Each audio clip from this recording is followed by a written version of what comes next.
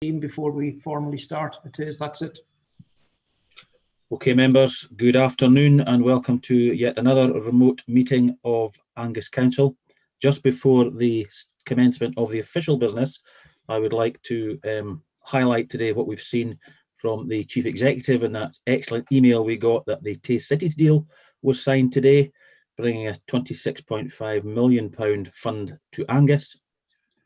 This was a joint committee between ourselves, Dundee City, Perth and Kinross and Fife councils, and I would just like to thank the tremendous amount of work and cooperation between our officers, Angus Council officers and Angus Council elected members, but also the elected members and officers of these other three councils that's involved with ourselves. So it's an excellent good news story, and I'm sure we all look forward to seeing the benefits that the Tay Cities deal funding will bring, not only to Angus, but to our neighbouring authorities as well. Thank you very much.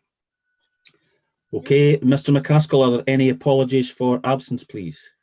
Yes, Deputy Provost. Apologies from the Provost and Councillor Brown. Thank you very much. Are there any declarations of interest? Councillor Devine. Thanks, Deputy Provost. Items 15 and 16, report 33420. I've got a specific exclusion as a council appointed Angus Alive board member, but I'll remain. Okay, thank you, Councillor Devine. Councillor Bell. Councillor Bell, you've gone back onto mute. I think there's some of the microphones members are having problems with. My cursor is miles away from it. Thank you. Items 9 and 13. Item 9 is 328/20 and item 13 is 332/20. I'm a non-executive director of Public Health Scotland on behalf of COSLA, and I have a specific dispensation in that regard. Thank you. And you will remain in the... Absolutely. Okay, thank you very much, Councillor Bell. Councillor Duff. Yeah, thank you, Deputy Provost. As the only other director of Angus Alive who's present, I will make the same declaration as Councillor Devine. I also have a specific exclusion. I will stay in the chamber for those two items. Okay, thank you very much, Councillor Duff. Councillor Boyd. Yes, report number 14, where the Scottish Government discretionary business support grants and winter hardship payment and future grant and payment schemes. As I have a few businesses in Angus, and now this is going to be discretionary payments, I feel I better declare an interest, and I will leave the meeting for that part if possible. Okay, thank you, Councillor Boyd. Thank you very much. Anyone else? No. Okay, thank you, members. Members, agenda item number 3, minutes of council and committees.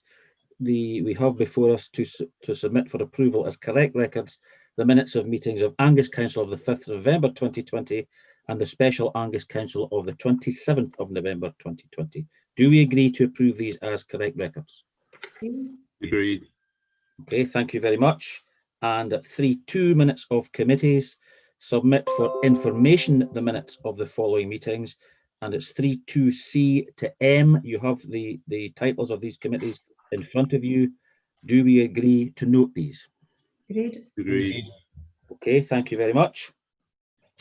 Agenda item number 4, motions in terms of standing order 25.1, and it's in respect of the governance member officer working group. Councillor Moore has submitted the motion. You have it in your documents. I believe there is to be a slight potential amendment to the motion. Is that correct, Councillor Moore? I am told that there will be.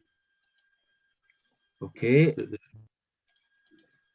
But Councillor Salmond. Yes, thank you very much, Deputy Provost. I'd like to bring a very small amendment if possible, and hope that Councillor Moore and his seconder will accept this, and it's the addition of 2 words or 3 words after Councillor Cheap. So it would read that Councillor Cheap and Councillor Speed be added to the membership of the Governance Member Officer Working Group. Okay, thank you, Councillor Salmond. Councillor Moore, is that acceptable to yourself? I'm happy to accept that, Deputy Provost. Okay, thank you very much. Do you have a seconder? Yes, I do. I'm happy to second that. Thank you, Councillor Boyd. Okay, Councillor Moore, you may speak to your motion. I don't think there is much to say. I don't think so either. Okay then, with these two, is the motion then agreed with the addition of Councillors Cheap and Councillor Speed to the Governance Member Officer Working Group? Is that agreed? Agreed. Thank you very much. Members, agenda item number 5, we are being asked during consideration of items 16 and 17, so as to avoid the disclosure of information which is exempt in terms of Part 1 of Schedule 7A to the Local Government Scotland Act, the possible exclusion of the public and press when we are considering these items. Do we agree to exclude the public and press at that point in this meeting? Agreed. Okay, thank you very much. Agenda item number 6, Angus Council Annual Accounts 2019-20 and Annual Audit Report to members.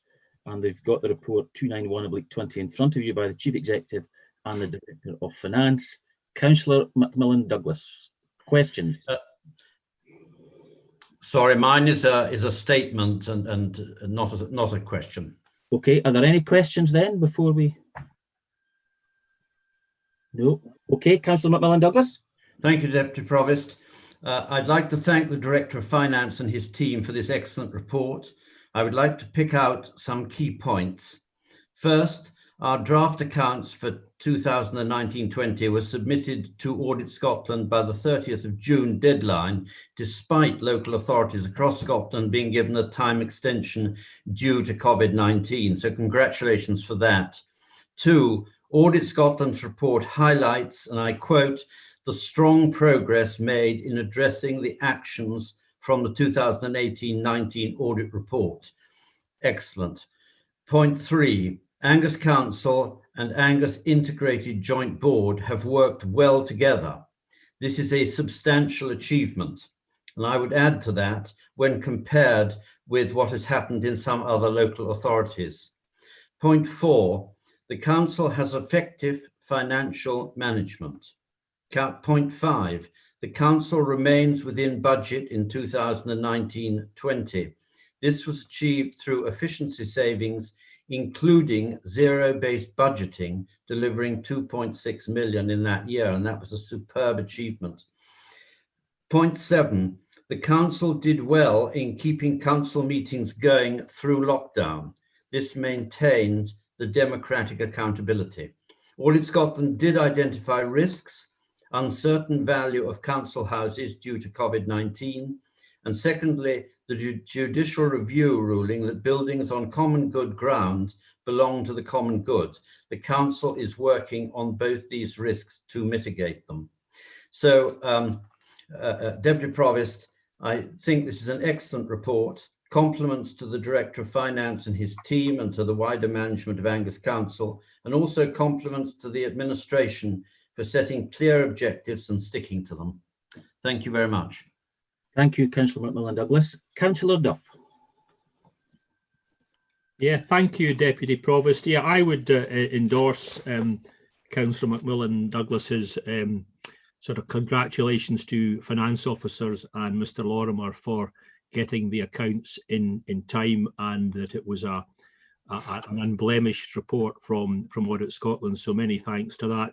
Really, just to set the record straight, I think this report was submitted before scrutiny and audit some weeks ago, and certainly the SNP group asked a considerable number of questions on the report at that occasion. And obviously, we're not going to repeat that today. That would be a waste of everyone's time. I think we scrutinised it adequately at the previous meeting. Thank you, Councillor Duff. Councillor Moore? Yes, thank you, Deputy Provost. I'm just looking at paragraph 8.1, and I think we ought to draw attention to that, where we're asked to formally record our appreciation of the expeditious manner in which the 1920 audit was conducted by the external auditors. I think that should be put on record, please. Okay, that's noted, I'm sure, by the clerk. Anyone else? Okay, we have the recommendations in front of us in the report. Are they agreed? Agreed. Agreed. Okay, agenda item number 7, members, Treasury Management 2021 mid-year review, and the report 326/20 by the Director of Finance is in your papers. Any questions? Councillor McMillan Douglas? I'm sorry, again, it's a statement, not a question. All right, no, that's okay, that's okay. Any questions?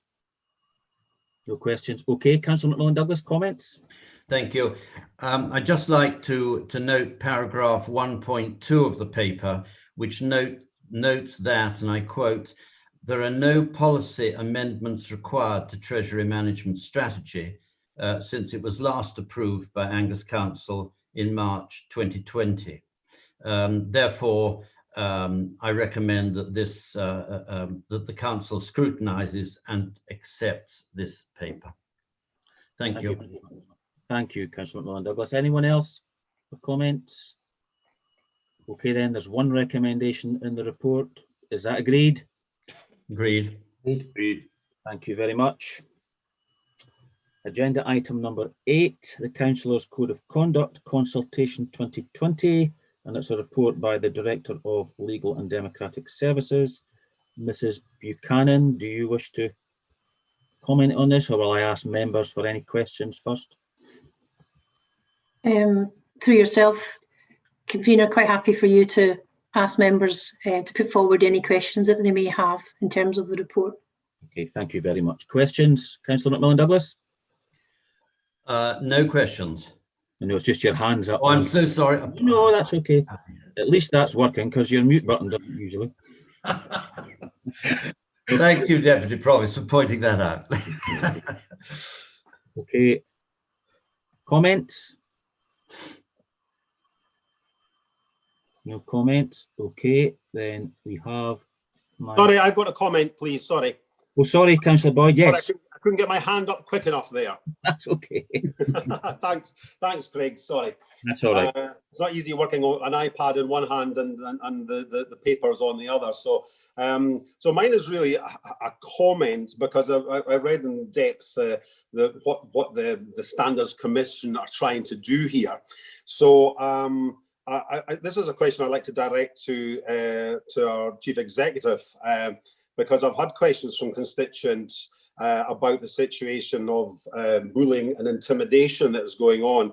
And therefore, I'm wondering what the latest is with the situation that has now been going on for over 9 months now, or possibly up to a year, of the situation of members of staff meeting and having conversations with the with the leader of the council, where clearly that shouldn't be getting done. The comments that have come back to me is that in the end of the day, there's an anxiety. Councillor Boyd, can I just ask here, is this got to do with the Councillors' Code of Conduct consultation? Yes, it does, because twice already, and if I got constituents that are asking me questions, I have to go back to them with these questions, Craig. So basically, back to what I was saying, back to Margot, I believe there's been a letter sent to you this week, or possibly, it's a rumour, but there's a letter from the unions about this, and there is this anxiety or anxiousness from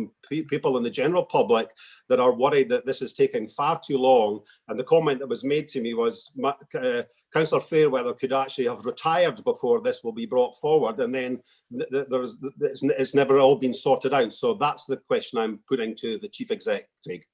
Okay, thank you, Councillor Boyd. Mrs. Williamson, I'm not sure if you would want to answer this in this forum, but it's up to yourself. Thanks, Deputy Provost. I don't think it is appropriate for me to be answering a question such as that in this forum. I'm not entirely sure it's related to agenda item number 8 either. Happy to pick up with Councillor Boyd separately to this meeting. Okay, thank you very much. And thank you for that, Margot. And we'll maybe also take up the stuff that was sent to me which again was intimidating from Councillor Davey well over a month Right, ago. that's and I'm enough. still This has waiting nothing for to an do with this apology report. That's on that as enough. well. We'll That take is that quite up as, enough. we'll take that up as well. Thank That you. is quite enough. You're out of order. Councillor Whiteside. Thanks, Convener. We'd like to welcome the report and consultation. I think it's really important that we've got clear guidance around the councillors' code of conduct. It was just a comment around about the paragraph on the top of page 132 about leadership and our duty to support the principles by leadership and example and maintain and strengthen the public's trust and confidence in the integrity of the council. I've just been a wee bit disappointed to see comments by members of the administration regarding the public health advice that's been issued. Councillor Whiteside, this has got we are being asked in this report, and I'll read the recommendation, that the council considers the proposed response, provide any additional comment and authorise the Director of Legal and Democratic Services to submit the response to the Scottish Government. We are not in this forum today to criticise elected members of this council, and you are also out of order.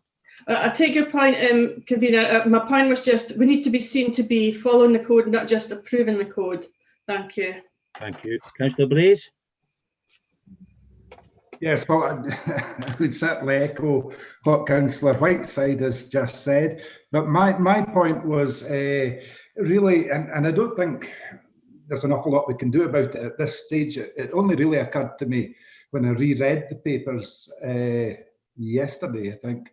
And it's around what is strategic and what is operational. And this is often an area of contention. And is Mrs. Buchanan quite happy that it's being properly addressed in this? Because, you know, I often think if we were going down the only doing strategic stuff and keeping away from operational, then we would not be able to contact any council officers except senior council officers. Mrs. Buchanan, do you want? Yes, okay. Yes, I'm happy to respond to that, Chair. I think in terms of the role between operational and strategic, it's in relation to decision making.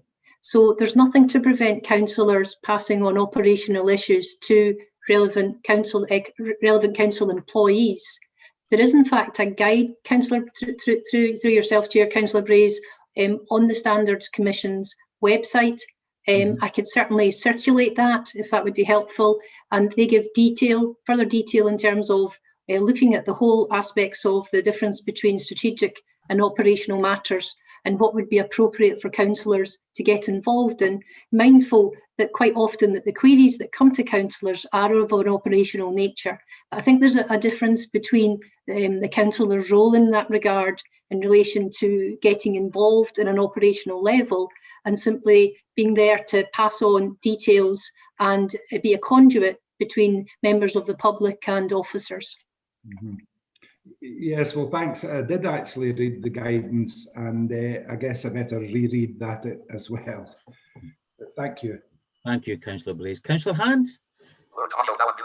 Yeah, thank you, Deputy Provost. I've just got a couple of wee comments to make. And Jackie, one of them is because I haven't emailed it to you yet, but just in Appendix 2, Annex 2, I'm wondering if we can put forward it to be in alphabetical order. It just would, if anybody was looking to look up at the glossary terms, it maybe be easier to do that rather than it being quite random the way that it's done. And my second point is this consultation is still open, so if individual councillors that have got strong views about any part of it, we could also put in our own submissions. There's still time to do so. Through you, Chair, I'm quite happy to take on that comment that Councillor Hands has made in relation to the glossary and pass that on in terms of the consultation response. And you're quite right, councillors themselves can in fact respond and as detailed in the report. Okay, thank you, Councillor. Mrs. Buchanan. Councillor Moore.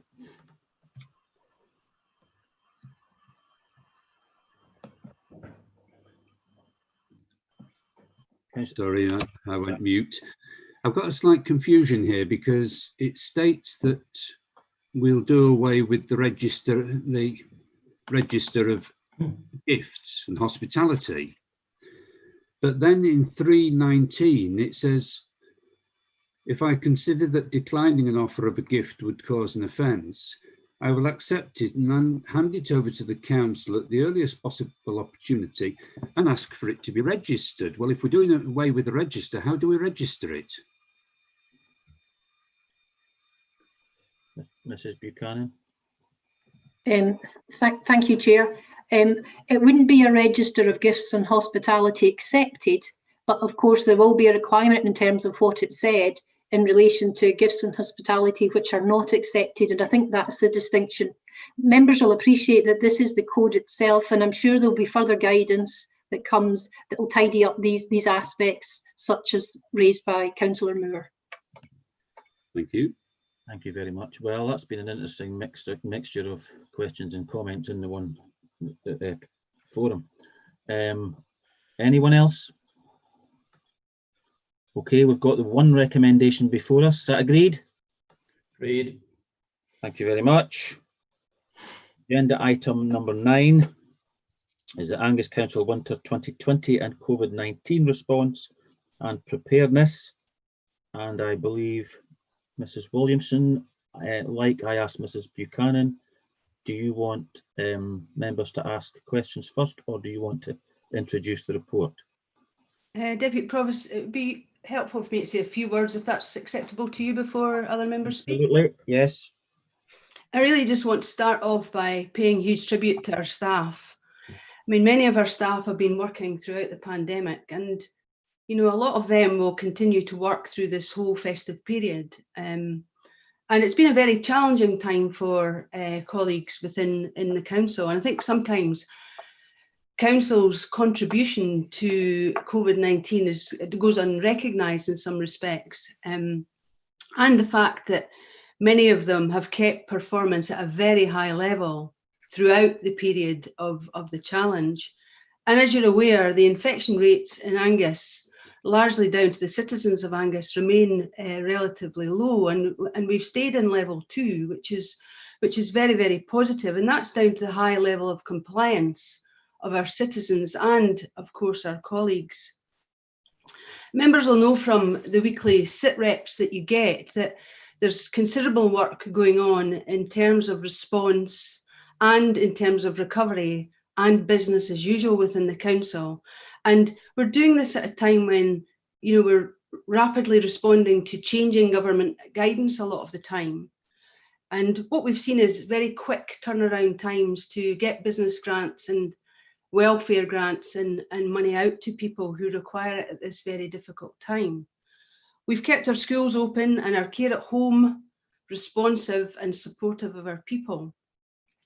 And just to turn to the partnership working in Angus and in broader Tayside, it's been second to none. And I'd like to think because of the joint efforts, isolation that people are feeling has been reduced as much as it possibly can be, down to the efforts of partners and ourselves responding in the way we've been doing. As we get into deeper winter, there are further risks for us, and we're aware of them, particularly at a time when, you know, colleagues are tired and probably needing a break, and some probably haven't had the leave that they were probably entitled to over the past few months. But what you've got before you is a degree of assurance to say that we do have contingency plans in place for the festive season and what brings to us in January and February, wild weather and unknowns around EU exit. So, you know, the paper asks for you to adopt our outbreak management plan. And you'll remember early on in the pandemic where we were instrumental in supporting the Two Sisters outbreak in Perth and Kinross. And we stand ready for any unfortunate situations like that occurring, either in Angus or again in the wider Tayside. And the paper you know, also asks you to grant me delegation to move staff around as required if necessary in terms of absence or people having to isolate. So I wanted to say a few words at the beginning of this report, which doesn't for a moment cover everything that's been going on, but I'm very proud of the work our staff has been doing. And I know you as members have acknowledged that over and over again, including granting an extra day's leave. So I'm very grateful to that, to you for that. And I'll pass the paper on to you with the recommendations within it. Thank you. Thank you, Mrs. Williamson. Okay, we'll go to questions. Councillor Devine? No, it's a comment. Okay, Councillor Miles, question? It's a comment as well, sir. Okay, Councillor Bell, question? Ditto, comment. Right, we'll go back then. Comments. Councillor Devine. Thank you, Deputy Provost. I can only echo a lot of what Margot says, in fact. But this report is a clear indication of the amount of work which the Council is doing, has done and is continuing to do throughout its many departments in this incredibly difficult time. And when you look at page 162, all these bullet points, you can absolutely see what people have been doing. And as Mrs. William has pointed out, we are fortunate to get a situation report every Friday to let us know what's going on and keep us updated on the many facets of the response. But this report, I'm glad to say, brings everything together and in public. I think my hope would be that the press covers this in such a way that the public can also become aware of the untold extra work that officers are having to undertake. And hopefully be a bit more understanding that responses may not be as quick as usual. That's not to say, of course, that COVID can be used as an excuse in any way, but more often than not, it really is about staff having to take on extra duties, some of them which are completely new to them. And as Mrs. William has said, working very long hours indeed. Flexibility has been the name of the game within the Council and within our partner and voluntary organisations. So perhaps we can ask the public for the same amount of flexibility and above all, their patience. Thank you. Thank you, Councillor Devine. Councillor Miles? Yes, there's going to be a bit of repetition here because I totally agree with the sentiments of the last two speakers. Partnership working is the key here to get things done efficiently and done well. And to put the whole thing in context, since the first case of COVID was identified in March in Tayside 2020, we've had 6,822 cases in Tayside, that's not Angus, Tayside of COVID. Now, to deal with that amount of cases, in addition to everything else we're doing, and to keep on top of things, it takes a huge amount of partnership working.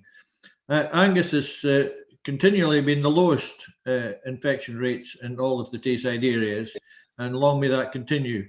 And that has enabled us to stay in Tier 2 rather than being increased back into Tier 3 as the others have. So long may that continue, and long may our residents continue to observe the various requirements for keeping us safe. Other things, we're leading the way in Test and Protect and have been seen to be leading the way in Scotland in the Test and Protect procedures, and now incorporating the vaccination programme for COVID. That's on top of the normal winter flu vaccination programme. So a lot of work going on there, but long may this partnership working be successful. Thank you. Thank you, Councillor Miles.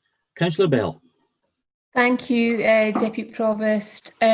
Speaking from a Public Health Scotland perspective, I'm deeply honoured and grateful to be a councillor, non-executive director on that organisation's board, and obviously been very much involved in the entire COVID response.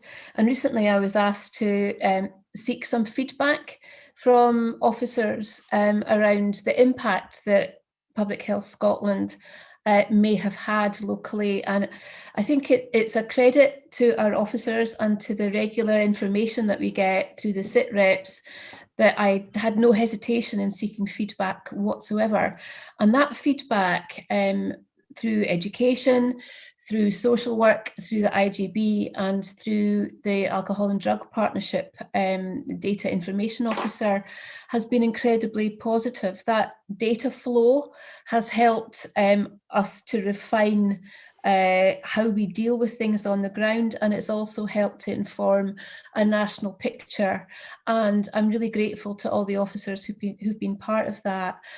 Public Health Scotland is always keen to get feedback. If there are challenges, do let them know.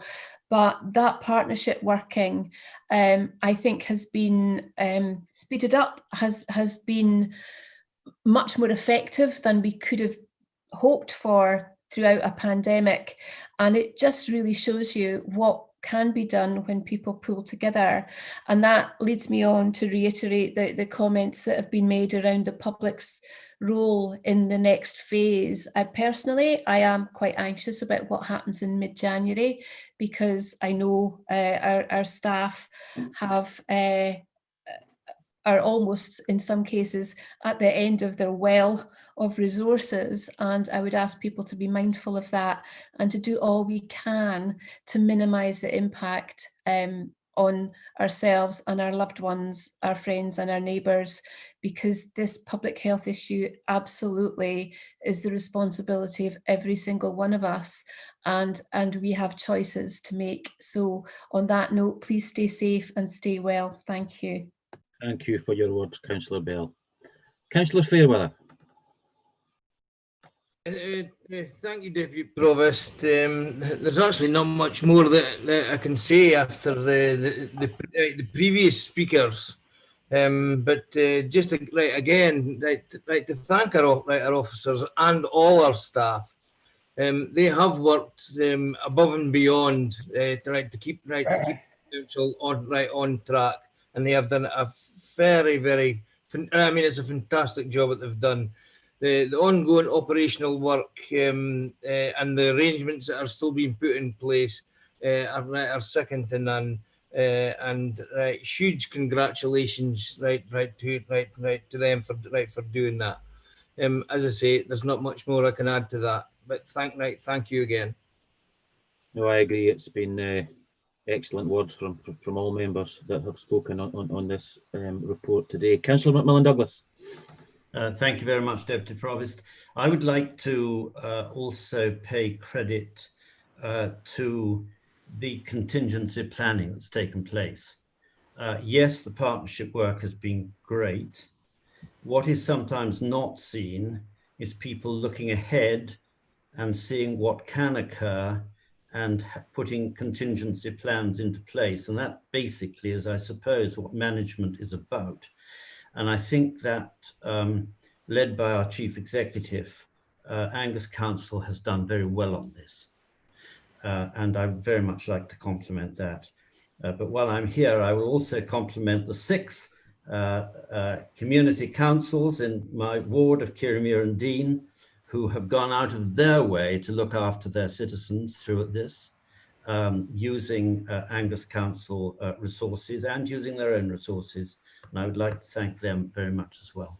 Thank you, Deputy Provost. Thank you, Councillor McMillan Douglas. Yes, I think a lot of voluntary organisations, particularly VAA as well, have done a tremendous job. I've had constituents on the phone to me saying that they couldn't get out for shopping during the pandemic, and several people from VAA did their shopping and things like that. And that's just one thing. There's been lots of things going on. So yes, a great big thank you to all our staff, our officers, people working on the front line, and indeed our voluntary sector as well.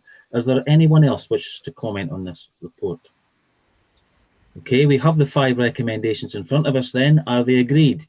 Agreed. Agreed. Okay, thank you very much. Okay, agenda item number 10 is the Angus Schools for the Future programme update. Councillor Wan, you wish to introduce this one? Yeah, thank you very much, Deputy Provost. Colleagues, it has been a privilege to have been involved in the last 4 years in helping direct the path of the Angus Schools for the Future programme. And what you see in front of you is the conclusion of some projects and also the current plan. Can I first of all thank Kelly McIntosh and her team for the work that has gone into preparing this report. In this period of council, we have seen the opening of Lady Lone, Muirfield Primary Schools along with the fabulous Abbey campus, which is not one but two primaries in the same building, but still maintaining their own identities, which are St Thomas and Hayeshead primary schools. And of course, the most recent additions, which are Forfar and Carnoustie Early Years Learning Centres, which are both close to opening. We have made significant changes to some of ideas and plans of the past, which reflect our ideas of how we deliver education now and in the future.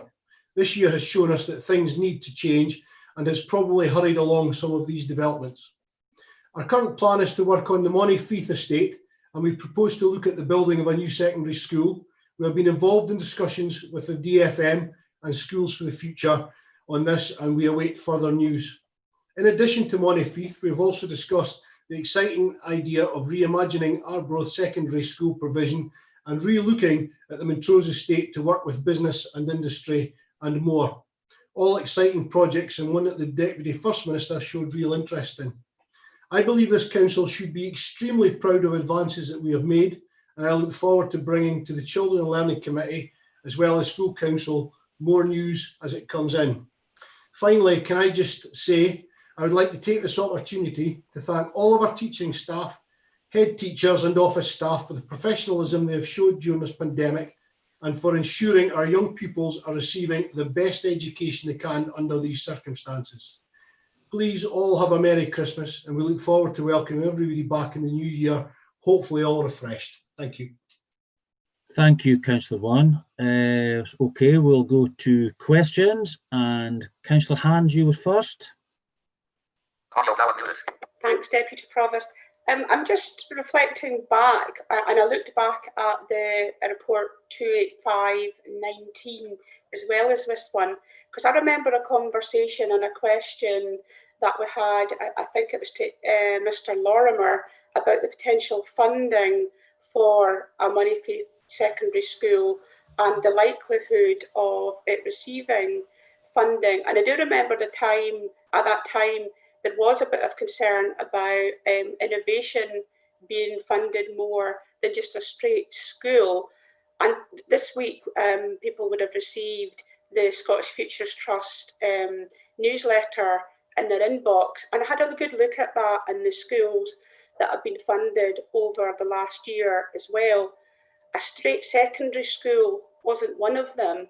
So can I ask what the plan B is if it doesn't receive funding, or does Montefieth go back to the end of the queue because we can't continue with Montefieth the way it is at present? And also, when I referred back to report 285/19, I reflected on the issue of the consultation and the results of the consultation, and I see we're looking to do consultation again, but can I remind members that the second choice that people consulted on at that point chose was an all-through secondary school for the Sidlaw Point part of the ward, which would also reduce the pressures on Montefieth High. We need a solution to this, and I just want to know what's being considered for the plan B. Thank you, Councillor Hand. Ms McIntosh, is this one for you? Yes, okay, Kelly. Yes, it is. Thanks for your question, Councillor Hans. We hope to hear before the end of this year about whether our bid was successful or not. If our bid is not successful, then my team will again go back and look at all of the documentation from previous reports, and we will look again to see what next steps we should put in place. Our priority will continue to be Montefieth because of the state that the school is in at the moment, condition and both suitability and the capacity of the school. Thank you, that's good to hear. Thank you, Kelly, and thank you, Councillor Hand. Councillor King, you're next. It's a comment, convener. Okay. Councillor Whiteside, question?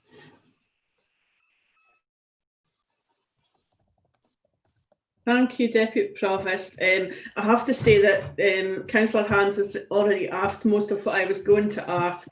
It was the same idea. Where's the innovation? And I was going to ask if there's maybe things that are not in the report that we don't yet know that would make this bid more attractive to the Scottish Futures Trust and Schools for the Future.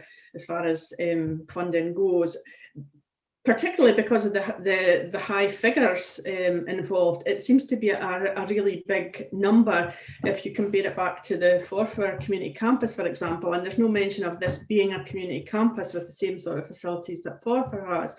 So I'm thinking there's maybe something that we don't know yet, we're not being told. It'd be interesting to get a wee bit more information. And when do you expect to hear from the Deputy First Minister around the funding?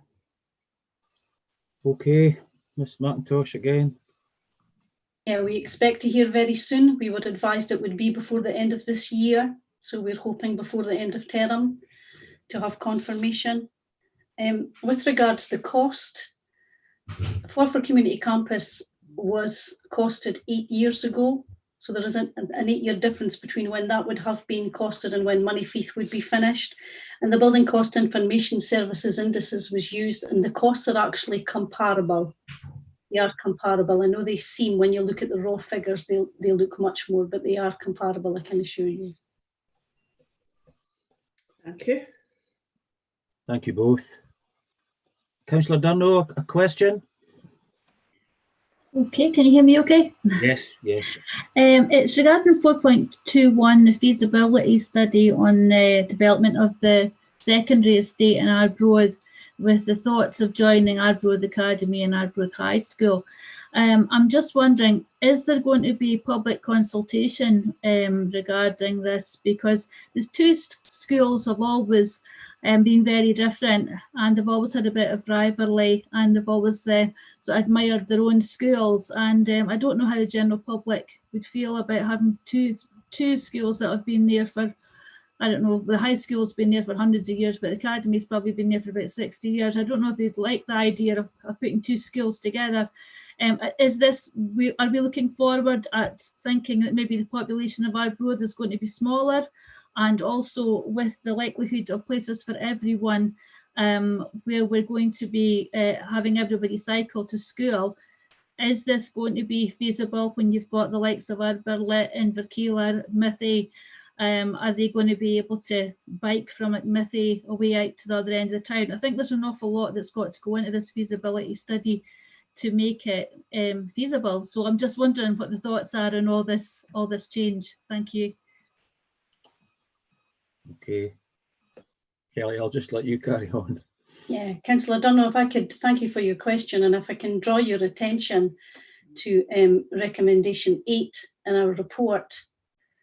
It actually says, agree the scope of the Arbroath Secondary Schools project is amended as detailed, and will focus on an innovative campus model while retaining the identities of the existing learning estate in the town.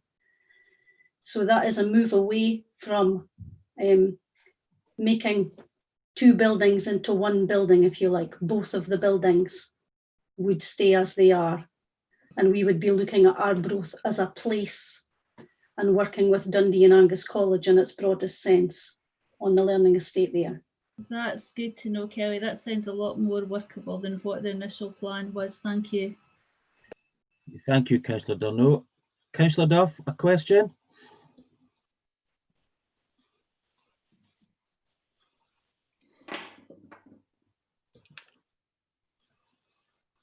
Sorry, Deputy Provost, I think mine's a comment rather than a question, so okay. I'll take my turn at the end of the comments. Okay, thank you, Councillor Duff. Councillor Laurie, a question? Yep, thank you, Deputy Provost. It's a really exciting time for Moneyfeith. The construction of a new high school building could be the answer to a lot of the community's prayers. The community engagement will be a really vital step in this. Could I just have any available details of the engagement process? Does that actually start in January, or is January just when we receive the full outline of the proposed engagement process? Thanks for your question, Councillor Laurie. Well, obviously we need notification of whether we have been successful in our funding bid first. I think it's important to note that if what we are going to do is build a new secondary school on an existing site, there is no need for formal consultation as per the Scottish Schools Consultation Act. But there is a very good model of consultation there that we've used previously. And so we would use that consultation model to ensure that everybody involved all of the stakeholders, everybody in the community has a chance to contribute. So I guess what I'm saying is, until we know about the funding, it's difficult to be more definite about the timeline for when the consultation will start. Thank you both. Councillor Moore, a question? Yes, thank you, Deputy Convener. I'm looking at paragraph 4.1 and 4.2 about the Arbroath Schools project. And I note that what did it say? The conclusion of the Legacy Arbroath Schools project. But in all of this, I've not seen anything that refers to Inverbrothock Primary, which the last time when I was invited around and toured around, it seemed well overcrowded. Can you advise what's happening about Inverbrothock and what we can expect to see in the near future? Deputy Provost, can I come in there? Yes, Councillor One. I'm sure Councillor Moore will have seen the extension that's just been recently completed at Inverbrothock, which should assist with some of the overcrowding, as you've just said. With some of it, but when are we going to see it accommodate all the pupils that are there with a decent amount of space each? Ms. McIntosh. And I wonder if I can invite Beth Reader to respond. Yes, of course. Thank you. Councillor Moore, Inverbrothock has picked up within the phase of Schools for the Future that runs from 2019, I think, to 2023. So there's actually, aside from these big projects which we're discussing and focusing on today, there are also some primary school reviews to take forward, and Inverbrothock is prioritised as part of that phase, so it will be looked at in accordance with the agreed strategy. So it is very much part of the plans to do a review. Thank you. Okay, thank you both. Question, Councillor Braze? No, mine's a comment as well. Okay, thank you. Councillor Cheap, a question? Thanks, Deputy Provost. Yeah, it's just part due to a conversation I've had with Councillor Boyd and with the Chief Executive earlier this week. There's no, I think it's worthy of question on this report. There's no mention of Carnoustie in this report, and particularly Carnoustie High School. Now, I know the school was had investment some years ago in the rebuild, but the council kept the retained block there of the sports facilities and the theatre, etc. at that part. We're looking at a retained block there on the sports facilities, particularly where we have a swimming pool that is now 50 years old, gymnasium, sports hall that is 50 years old, and associated changing rooms. And when I'm hearing about Arbroath High School and the money was put into there to build their swimming pool, etc., and their sports facilities, and now we're talking about it being reviewed. I'm just wondering why Carnoustie High School sports facilities have not been addressed here, bearing in mind they are much older, and why aren't they a larger priority? Now, is this one for Beth or Kelly? Whoever feels best for. Yeah, I'm happy to take that. Thank you for your question. I guess the comment I would make at this time is that Carnoustie High School was not included in the Angus Schools for the Future strategy in the original documentation, and that is the report that we are working to, although we will make amendments or bring amendments to you, advise you of amendments that we think need to be made as we see fit. I might ask Dave Smith. Dave's not on the call with us today. Dave is our partner from property who does a lot of work with us on the strategy, and ask Dave if he has anything further to say. Okay, Dave. Thank you, Kelly. I think you've probably covered most of the points with regards to the priority. I know there has been some work done at Arbroath, as the councillor mentioned, and the only other thing I can think about with it covers that is that it's a community use facility, whereas Carnoustie's predominant use is obviously school with some community use. Okay, thank you, Dave. Sorry, Deputy Provost, let's come back on that. I don't think yes, of course. I don't think I'm getting a satisfactory answer on either of these. They may not have been included in the futures, then why not? Bearing in mind, again, we're talking about buildings that are far older than some that have been included. And regardless of whether there is community use or there was substantial community use at Carnoustie of its sports facilities. In fact, there still is, when I think of all the clubs that my kids have come through that still use the sports grounds and the changing rooms, pool, etc. So we don't really accept that argument, to be frank. I still don't understand why it is not being, it's further up the list than some of the ones that we are talking about and addressing in this report.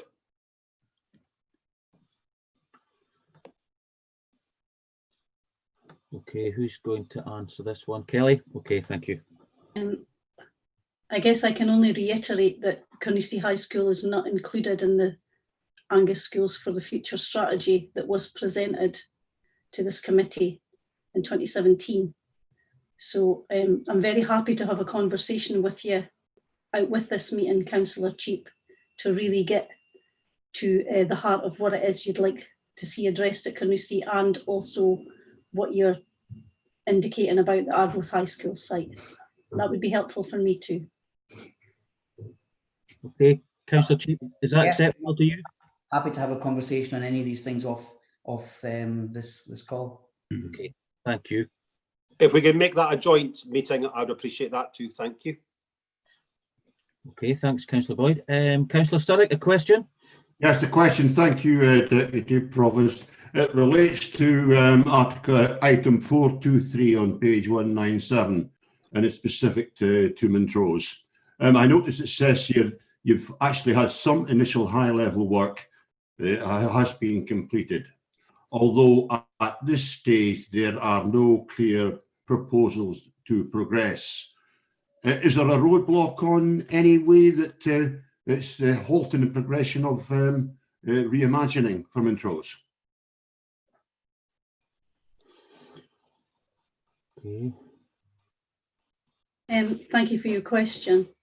I think it's important to reiterate that the Angus Schools for the Future programme had priorities listed on a timeline, and Moneyfeet is our absolute priority on that timeline. And then it's Montrose, and then it's Arbroath. I think we've managed to outline that in the report. The initial work that was done in Montrose was done by a member of staff who we had seconded into our service from a school, and we no longer have that resource. And again, I could reiterate, if when we get information about whether we are receiving the funding for Moneyfeet or not, our resource will be dedicated to progressing that priority, and Montrose comes after that. Okay, thank you, Kelly. Okay, any more questions? Councillor Speed, a question or a comment? A comment. So there's, I think there's other hands that were maybe up before me, but it was just to come in at the end to conclude. And okay, thank you, Councillor Speed. If there's no more questions, I don't think there is, we'll go to comments, and the first hand for comments was Councillor King. Yes, Convener. Some of the questions that I was going to bring in my comments have been answered, but I'd just like to say how glad I am to see the conclusion of the Arbroath Schools project, because you will recollect, along with others, that it was me that picked it out of the waste paper bin and got it going in 2012 and brought it forward on a 10-year plan. I'm very glad to see that the majority of the schools have been dealt with, and there is an extension has been put on at Inverbrothick, but I'm not entirely sure that that extension is large enough, and I would like to hear from the administration as soon as possible what their plans are to bring that school up to full standard so that it can accommodate the number of pupils who parents want to attend that school. Other than that, I think it's a case that the glory has been taken as the schools have opened, but a lot has been forgotten about how much work went into getting the funding for this, and the number of meetings that I had with ministers at the Scottish Government, and the number of meetings that former Councillor Sheena Welsh had when she was Convener of Education to get this project onto the books, onto this capital plan, and to get it started and to have it as an oven-ready project when this administration took over. Thank you. Thank you, Councillor King. Councillor Duff. Yeah, thank you, Deputy Provost. Yeah, I'm probably going to focus my comments on page 196, 197 Montrose, being a little bit parochial. Yeah, I remember the Angus Schools for the Future announcement with a great flourish in August 2017. We are now almost 4 years down the line, and we are talking about Montrose in very, I would suggest, non-specific language. I'm not clear what's going on. Apparently there is a place plan for Montrose. Well, as a local elected member, I haven't the foggiest idea what a place plan for Montrose is. I know I've not been involved. I'm not sure if any of my colleagues have been involved.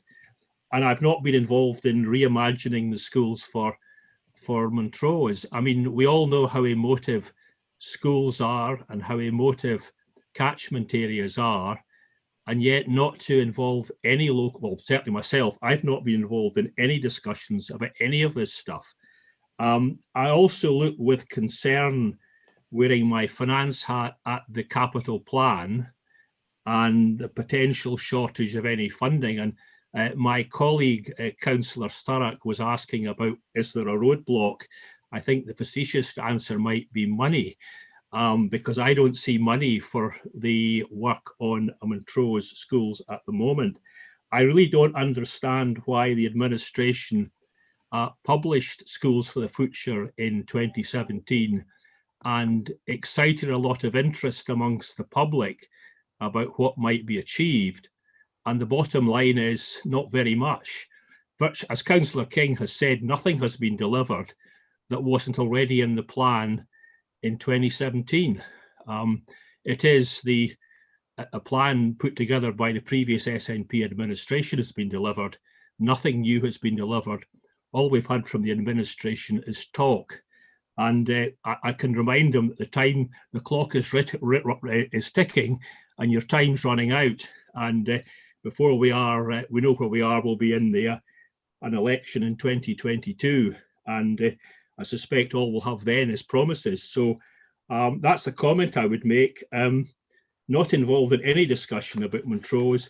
I really don't know what it is. And if any constituent came to ask me, I just have to shrug my shoulders and say, I really don't know what reimagining the school escape means. I don't know. Okay, thank you, Councillor Duff. Your comments are duly noted, and I'm sure someone will get a response to you. Councillor Braze, comment? Yes, thanks, convener. As a ward councillor for Brechin, I was a regular attender at Brechin High School, or visitor at Brechin High School prior to the lockdown. And I've also had occasion to visit Monteith High School. And the difference between the two learning environments is quite stark. And I realise that other schools are in a similar situation across Angus. But Monteith seems to be the one that has the biggest problems at the moment. And the sooner that the pupils there can get the benefit of a modern fit-for-purpose school, the better. And as for the other schools in Angus, the other high schools, we need to crack on as quickly as we can with the programme, such as it is. It really is fundamentally important. You know, we need good buildings to deliver a good education to all the children of Angus. And, you know, when interest rates are so low at the moment, surely we should be borrowing money and building schools for the future. Thank you. Thank you, Councillor Braze. Yes, I was at pupil at Monteith High, the present building, the first day it opened in the very first year class in 1979. And I'm absolutely delighted to see, despite it being maybe a building that's needing replaced, that the educational results it gets are absolutely first class. They're excellent. In fact, they're the top. They're the top in Angus. Comments? Councillor Sturrock, your hand's still up.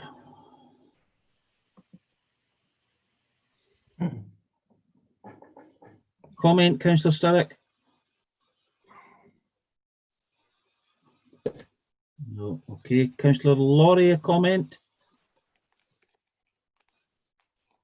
Apologies, Deputy Provost. I just think I forgot to lower my hand. That's okay. That's okay. Councillor Speed.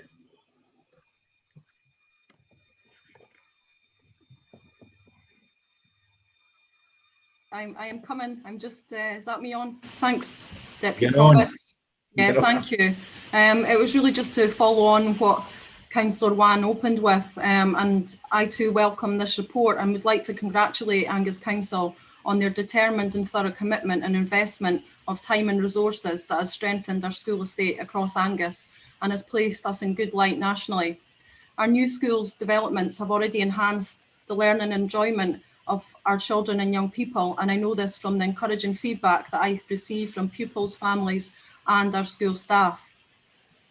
We know the positive and lifelong difference that having fit for purpose buildings and environments can have on learning, growth and development, and not only help prepare young people for adult life, but also contribute to providing lasting happy school day memories.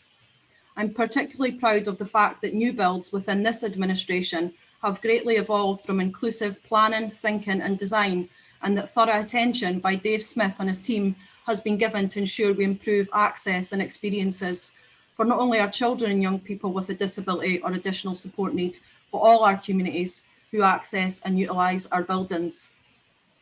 This has seen us champion best practice in terms of inclusive build and design. I look forward to seeing the progress and delivery of future enhancements and new projects that are set out within this report that Councillor Wan has already mentioned, as well as inviting our communities who they serve to reimagine, participate and influence to ensure their success. I think just to add on to the comments that have been made and the questions that have been asked, I think we know Rome wasn't built in a day, and I have every confidence that Angus Council will continue to strive to ensure that all our schools are fit for the future. Thanks, Deputy Provost. Thank you, Councillor Speed. Councillor Boyd? Yes, I'm going to go back to the early learning schools that are mentioned in the project and want to thank a few individual people. First of all, the Chief Exec. It's been a long and hard run, Margot. I think over 5 years is when we've been trying to get the early learning centre sorted out at the deprived end of Carnoustie. And we got the right site so that there are people don't have to come along in their cars or whatever. They can. We've got young mothers and fathers or guardians who can literally walk to the nursery with their young children. So first of all, thank you for her, because I know she's taken a great interest in that. Moving on to, as we move forward over these 5 years, Jamie Atkinson, excellent. He's worked so hard and he actually found the money in the end. I remember us having meetings in 2017 where they weren't even going to, this administration weren't even going to give us we would have gone into a potholed car park, and Jamie kindly managed to sort that all out along. And so thank you to Dave Smith as well, who came out and has had many meetings with us on that. And Dave, I think we'll now start talking to you about the swimming pool and the sports complex at Carnoustie. You seem to be the man that knows how we can maybe work out something there. The history of that one was that Carnoustie was shortchanged way back, whenever, 10 years ago, whatever. Every other campus has been a campus since then. We've seen 32 million spent on Brechin. We've seen 35 spent on Forfar. Carnoustie got the short change yet again.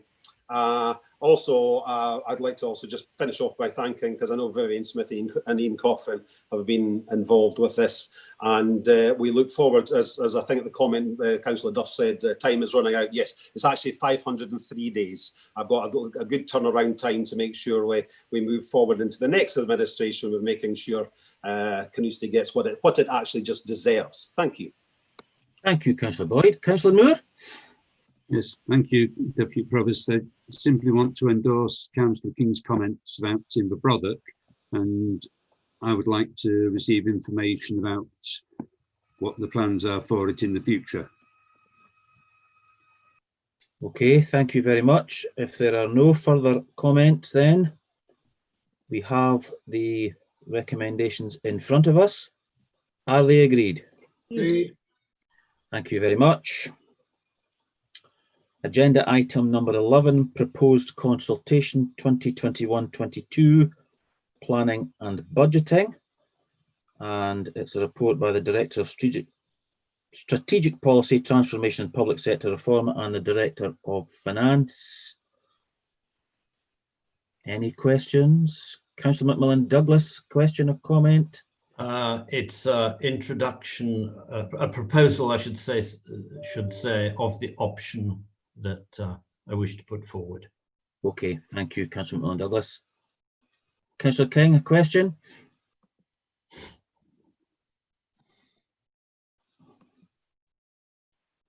Okay. Councillor Boyd, is your hand maybe up from the last time?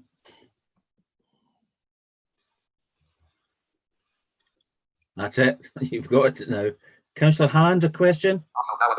Yeah, it's a question. It was just to ask, looking at how all the various options are and the different processes in that, I looked at the equality impact assessment and the full assessment. In section 4, it talks about basically measures being taken to mitigate. I can't see any mitigation whatsoever for the involvement of citizens in Angus that have a sensory impairment, either hearing, visual or dual. I just want to know what consideration has been given, if any, because if not, this process will exclude them. Okay, thank you, Councillor Hand. Vivian. Suggestions as well, if nobody else has thought of them. Vivian, is this a question for you? Thank you. I'm happy to, or Ian, if you want to pick it up. Yeah, if I can pick it up, Chair, if that's okay. Of course, yes. Yeah, thanks for the question, Councillor Hands. Yeah, this is a particularly difficult area this year because of some of the restrictions that we have and what we're able to do and to offer. This is an online or would be online options. But we're happy to have a look at whether there's a way of providing that via an audio method with the two providers. I'm not sure if that's possible or not, but we could certainly have a look at that. I would wonder as well if you would want to involve NES, the Deaf Hub, etc., looking at talking newspapers, looking at North Angus radio, because people will probably not even know it's there, even though they want to be involved. And to be perfectly honest, COVID has showed us that disabled people have actually been disproportionately affected by COVID. So more now than any other time, we should be involving people with a sensory impairment along with other people in this process. Again, through you, Chair, if I could, yeah, we would look at the existing networks and contacts that we have to work with those organisations to make sure we can try and get the reach as far as we can and make that as accessible as we can, Councillor Hand. So thanks for those comments. Can I just have a little supplementary to that as well, if you don't mind? Will you be monitoring the protected characteristic profile of those responding so that we do get an indication of how inclusive the process is? Because only by monitoring this process can we improve it for future consultations. Again, through you, convener, I might need to take some advice on that. Where our method or what the intention of what we'll collect via the data would not be collecting those protected characteristics information. So we're not looking to get any personal details around either the simulator or the social pinpoint. So that's not something we would be intending to collect. That's a bit worrying. Okay, thank you. Thank you, Mr. Lorimer. Councillor Speed? Yeah, it was just to provide assurances to Councillor Hands that the points that she raised is something that I continue to raise and highlight within the administration and with our councillors, especially during pre-agenda. And, you know, I've asked similar questions which Ian Lorimer has answered and given assurances around ensuring that we do provide alternative methods and we look to reach out to individuals and groups with protected characteristics or particular requirements. So just to continue to give those assurances, Councillor Hans. Thank you, Councillor Speed. Okay, if there are no further... Oh, Councillor Whiteside, question? Just a comment, please, Deputy Robert. Notwithstanding what Councillor Speed has just said, I think Councillor Hans makes a very fair point. If you can't monitor the response, then how can we ensure that there's equality built in? So I'd just like to add my concerns to hers. Thanks. Okay, thank you, Councillor Whiteside. Councillor McMillan-Douglas. Thank you, Deputy Provost. I welcome this paper and its clarity in laying out the options for implementing further consultation with the people of Angus. This administration has always favoured consultation. For example, having open meetings on recycling, which have led to Angus becoming one of the best recycling counties in Scotland. I move that the Council adopts option 3 in the paper. This is, we start the consultation process next summer and we embed it into the budget setting process for the year 2022/2023. So public responses are taken into account even more than before in the budget set in February 2022.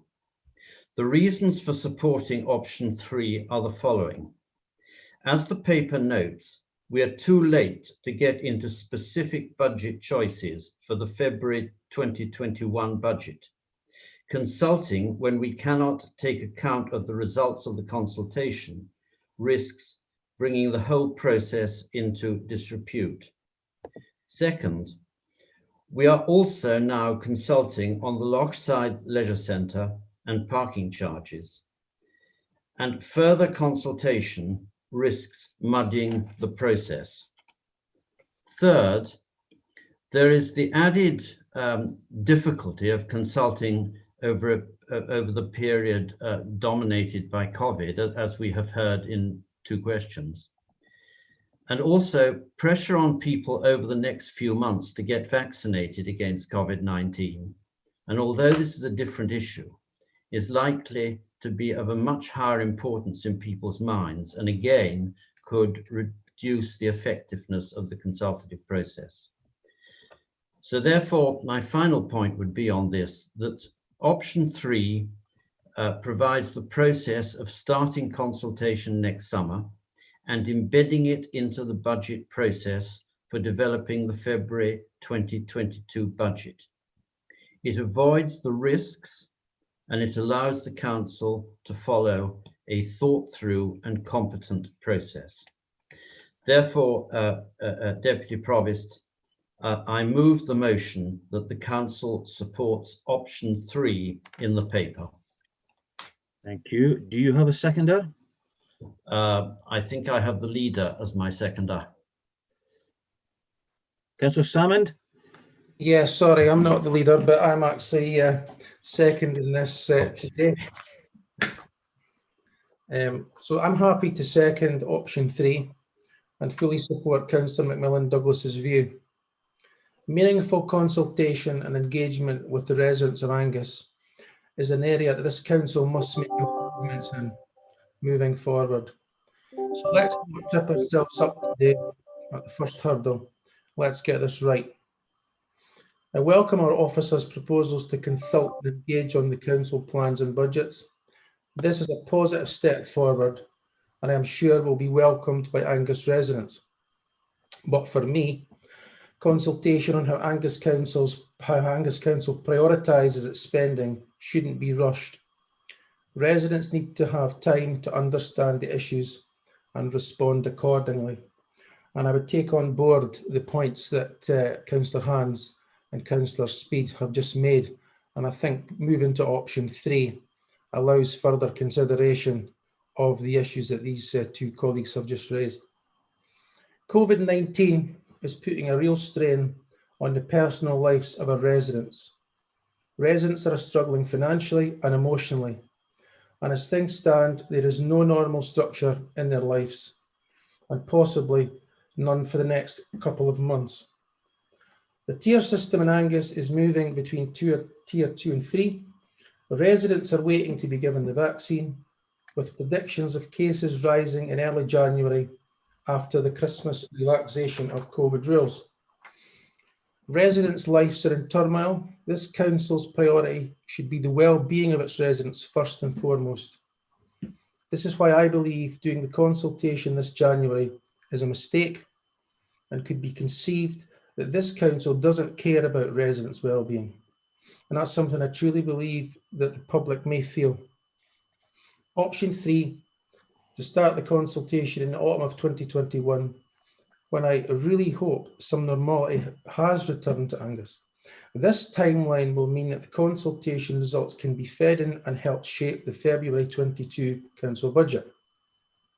Rushing through a consultation in January 21, when we have COVID-19 turmoil, and trying to make the results taken into consideration into the February 21 budget will be impossible, I believe. And it's not the way to build trust with the Angus public. The council's budget setting process is well advanced, with major decisions being taken within weeks. Any views given by the public in January consultation cannot be truly reflected in the February 21 budget, and I'm really sure that the public know that themselves. January 21 is going to be a difficult time for Angus Council staff who have been and will continue to go to extraordinary lengths in supporting the Angus community, and more so for Angus residents in coping with COVID-19. And this has already been outlined by the Chief Executive and also Councillor Bell at an earlier agenda item number 9 today. So I have to ask the question, why would this council add any other complications when it doesn't have to? Thank you. Thank you, Councillor Salmond. Members, we've heard the motion being proposed and seconded to adopt option 3. Are there any amendments? No comments then, Councillor Duff? Amendment. You have an amendment, Councillor Devine?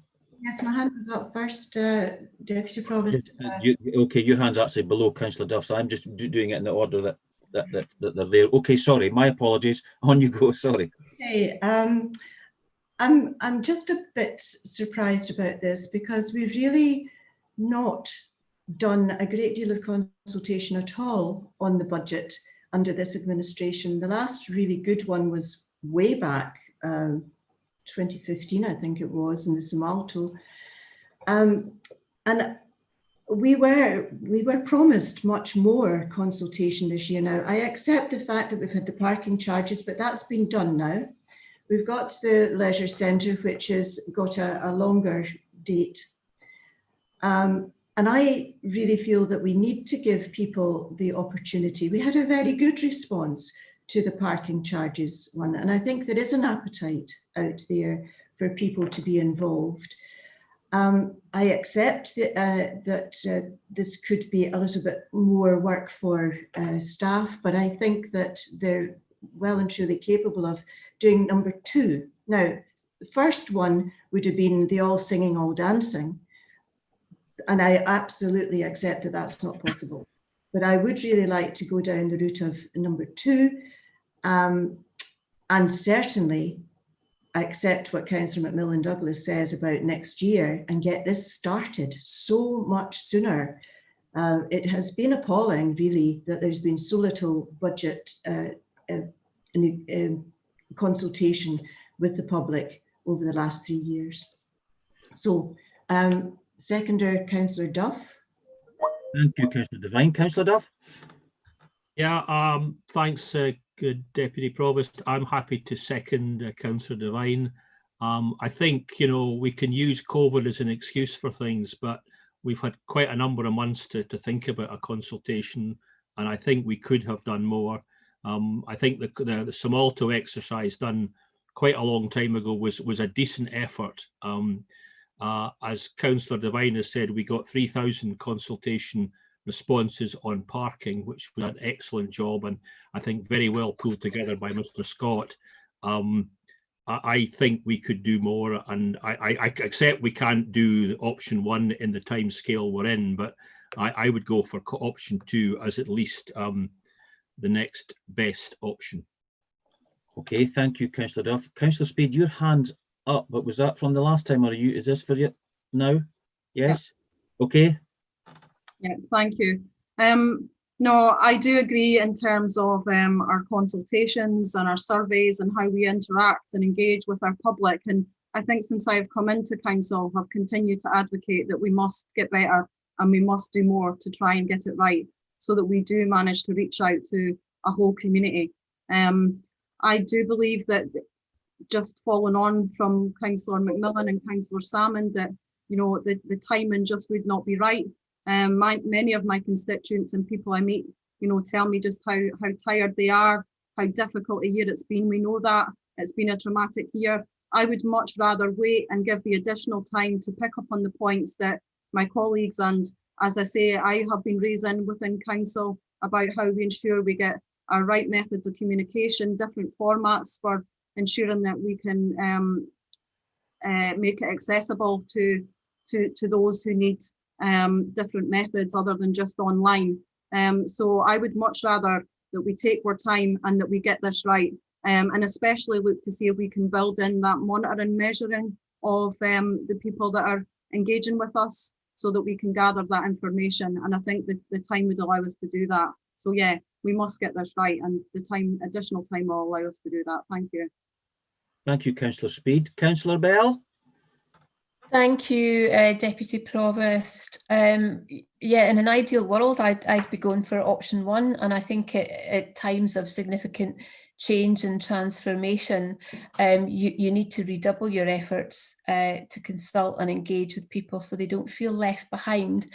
I don't think COVID is a reason to not consult. I would be really concerned that no consultation at all wouldn't allow people to consider maybe a change in focus or different priorities for them as they've come through this pandemic. So I would be supporting option 2. I think we may need to compromise on the depth of it, but I think not consulting sends out a very worrying message indeed, particularly when we're not really sure what's happening with participatory budgeting this year, which is a bit of an anxiety as well. I think we mentioned this briefly when we were talking about mental health in the motion in the November meeting around fiscal flexibility and meeting the needs of our population that might be different to what they would have been without COVID. I think it might place an extra emphasis on things like mental health and well-being, and I'm really concerned that our citizens won't have the chance to express that. So for that reason, I would be supportive of option 2 as a compromise position, as a holding position, with the understanding that it also allows greater planning for a proper engagement and consultation exercise in the following financial year. Thank you, Councillor Bell. Councillor Blaze? Yes, I really feel that option 3 is simply kicking the can down the road. It's being described as sort of buying additional time before consulting. Well, in a time of COVID, 3,000 people responded to the parking survey. They're all going through COVID as well. I think there's a real appetite for it, and I think we should consult the people. It might be inconvenient for councillors and for officers, but I think that's what the public expect. They expect to be consulted. Thank you. Thank you, Councillor Blaze. Councillor Hands? Thank you, Deputy Provost. I'm just thinking, listening to colleagues speaking, 2 wrongs don't make a right, as they say. We haven't got an inclusive communication process, certainly not, but we can't wait either in terms of to 22, getting my years mixed up, 22-23 budget to look at this, because we're going to be spending a budget in February. That budget is also inclusive of all the people in Angus one of the key statements in the council plan, maximising inclusion, reducing inequality, well, just because this process hasn't been designed to be accessible for all right now, it doesn't actually mean that people that are requiring inclusive needs or their views to be taken on board should be silenced totally. As I said in my question, I put forward quite a number of proposals. They could actually be done quite quickly. So I don't see why, you know, the lack of inclusiveness so far should be a reason to postpone this until the next financial year. Again, I'll reiterate, COVID has been a game changer in terms of who it's affected disproportionately. We must have people's views now in terms of how we spend council money in 21-22 and not wait for another year. Let's get on with doing it now and just make the quick amendments so that we can make it as inclusive as possible. Use this year as a benchmarking exercise in terms of inclusion and equality. Learn from it, make the improvements next year, but don't use it as an excuse to stop moving forward just here with option 2. Okay, thank you, Councillor Hans. Councillor Cheap. Thanks, Deputy Provost. Yeah, I think Councillor Bray's put it very, very well indeed here. I think we shouldn't be opting out of this just because for the reasons that we stated already this afternoon. The member of the working group put forward the car parking consultation, and we got 3,000 responses in an extremely short period of time of that consultation. And it goes to show how much the public are watching what we're doing in Angus and how they want to have an input to it.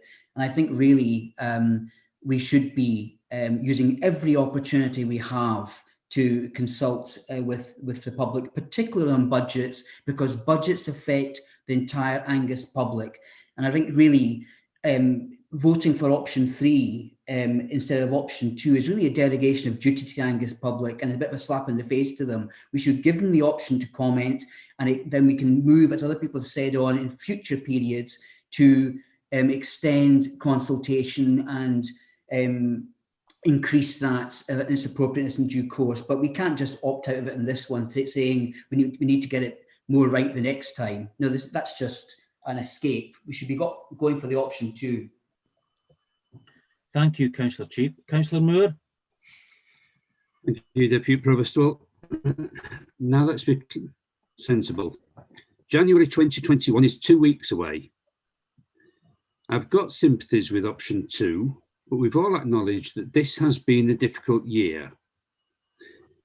And I'm asking, what impact would all of this have on the council staff trying to sort out this financial year with all the problems we've had and try to engage with the public further? We know that officers are still working at home, so there's not as much cohesion as usual. And I think that this would put an unfair pressure on them. And while I can appreciate option 2 is a very good idea, I don't think we have the time to go into it. Thank you, Councillor Moore. Councillor Boyd. Thank you, Craig. Yeah, I've been here 9 years now. I remember right from the time when it was 9 years ago, the then administration was consultation, consultation, consultation, just a bit like education, education, education, as used by Tony Blair. So, no, we can't not be consulting with people. In the end of the day, this administration's had enough problems with the lack of consultation. This was their ideal opportunity to actually say, look, we are consulting because they've had lack of consultation. Time and time again, the car parking is back down to exactly what you were saying. The electorate will not forget it. I'm just reading one of yes, we were agreeing that in the short time, which is really good, that 2,500 people, but countless. So this is just one comment, but there was lots of them like this. About car parking, the most biased survey I've ever taken part in. Councils should be ashamed of themselves. So we shouldn't only not be consulting, the consultation we should be giving should be honest, fair and transparent. Thank you. Thank you, Councillor Boyd. Any further comments? No, I don't see any. Then Councillor Macmillan Douglas, you may sum up. Thank you, Deputy Provost.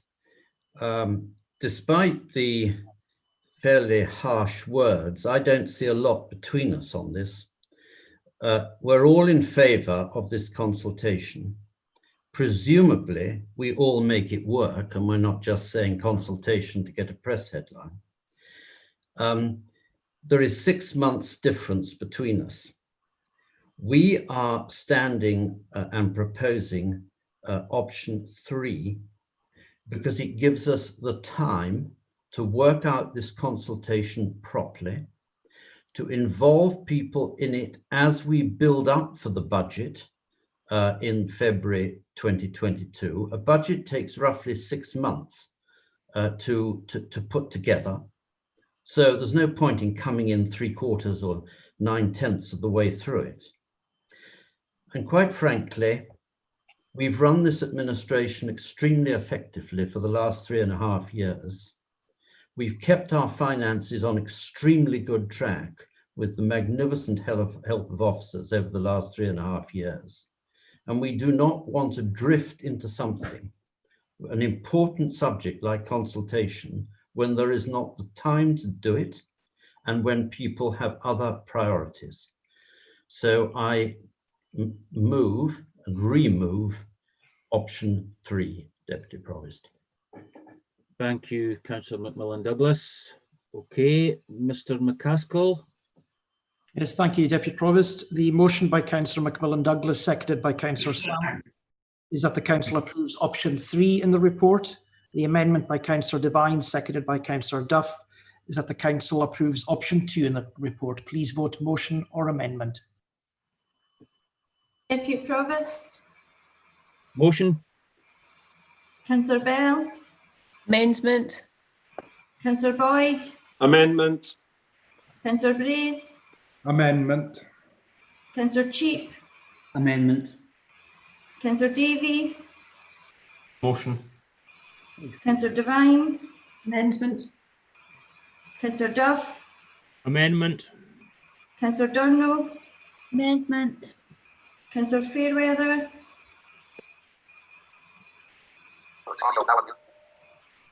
Motion. Councillor Hands. Amendment. Councillor King. Amendment. Councillor Laurie. Motion. Councillor Lumgear. Motion. Councillor Macmillan Douglas. Motion. Councillor MacDonald. Amendment. Councillor McLaren. Motion. Councillor Moore. Motion. Councillor Miles. Motion. Councillor Nicholl. Motion. Councillor Salmond. Motion. Councillor Speed. Motion. Councillor Stewart. Motion. Councillor Sturrock. Motion. Councillor Wan. Motion. Councillor Whiteside. Amendment. The motion is carried by 15 votes to 11. Okay, thank you, Mrs. Forsyth. Okay, members, agenda item number 12 is the statutory biodiversity duty report on delivery 1st of January 2018 to the 31st of December 2020. Councillor McLaren. It's a comment. Okay, are there any questions? Councillor Devine, is that a question? Okay. Okay, Councillor Bell, question? Question or a comment, Councillor Bell? Sorry, a comment. Okay, thank you. Okay then, if there's no questions, Councillor McLaren. Thank you, Deputy Provost. This is an excellent piece of work. It really makes very interesting reading, and it is clear from the extremely informative content and detail that a lot of time and effort has been dedicated to producing this report. Therefore, I would like to thank everyone who was involved in creating this outstanding piece of work. Thank you. Thank you, Councillor McLaren. Councillor Devine? Sorry. Yeah, I want to welcome this very full report. While biodiversity is being embedded across council departments, we basically only have one dedicated staff member on biodiversity, Kellyanne Dempsey. So I want to thank her incredibly, because this shows the amount of partnership working she's carrying out and often instigating with other local authorities, NGOs, community groups, farmers, and many others. There is excellent news throughout this report, but it's exciting to learn about the pine marten returning and the work going on to retain our small blue butterfly population. All the work to increase planting for the benefit of pollinators is very welcome, although I'd personally like to see more community groups taking this up, because it doesn't matter how small an area you take on, it will make a difference.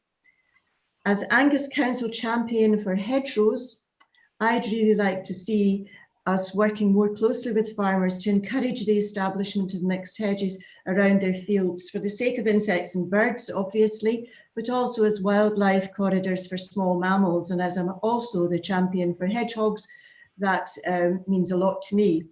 But importantly, it's to retain the topsoil for the farmers themselves. It's being lost at an alarming rate.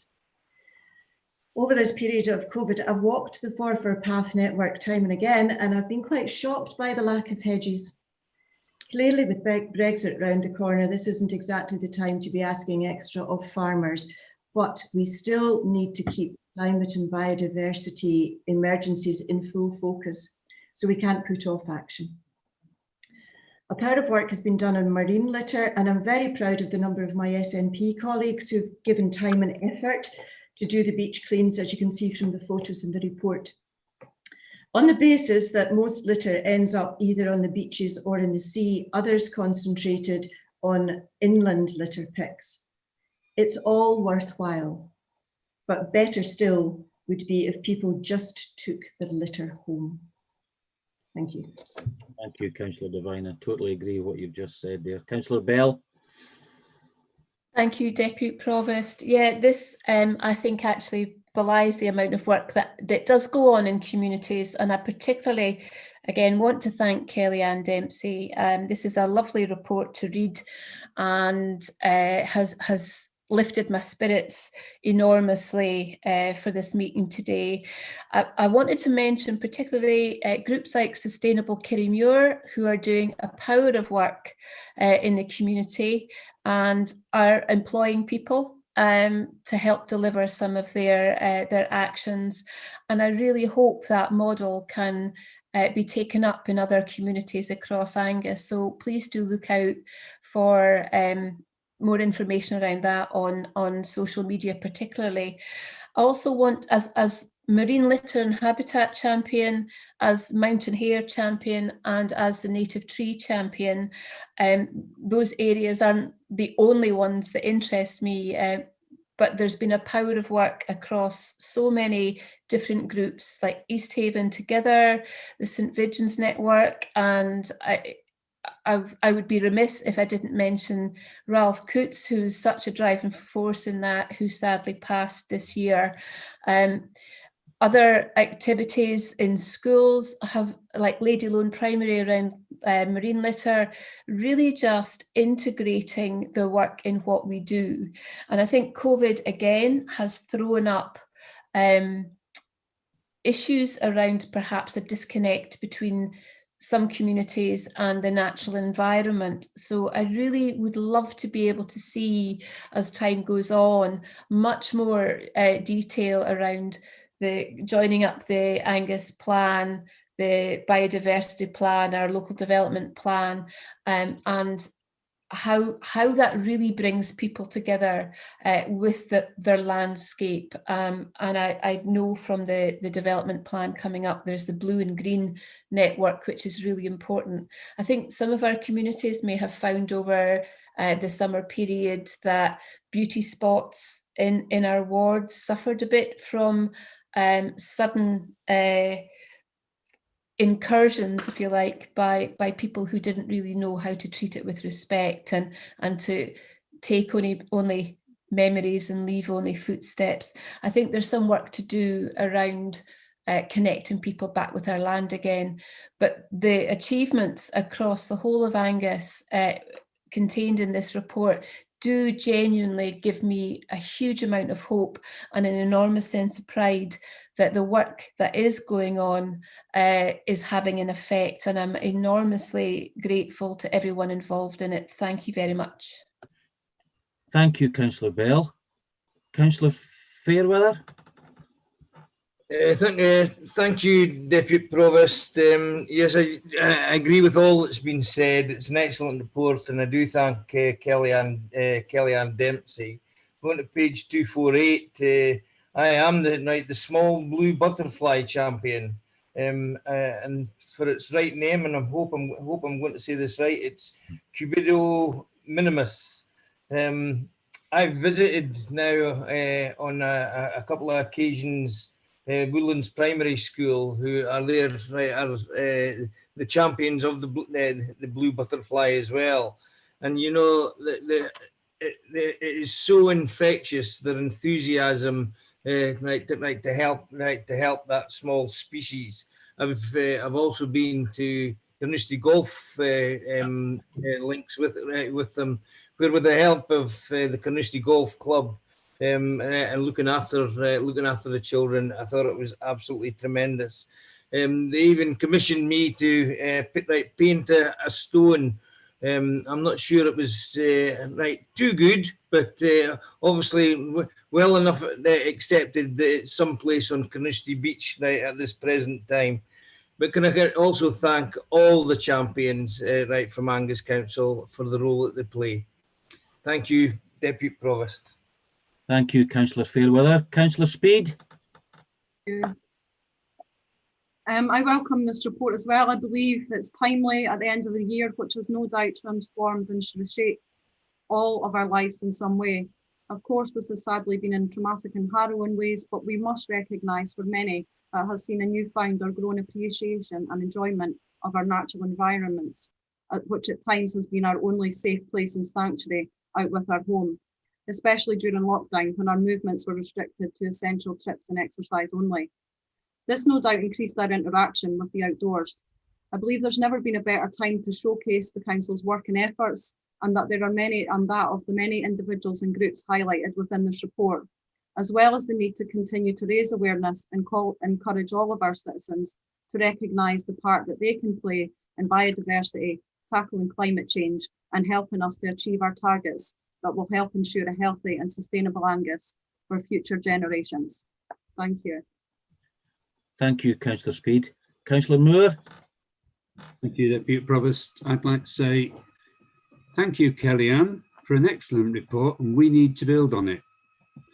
As a species champion for urban trees, I would be delighted if members join me in seeing more planting and new developments, possibly even having a council policy of if a developer fells trees to build their development, they replace them on a one-for-one basis.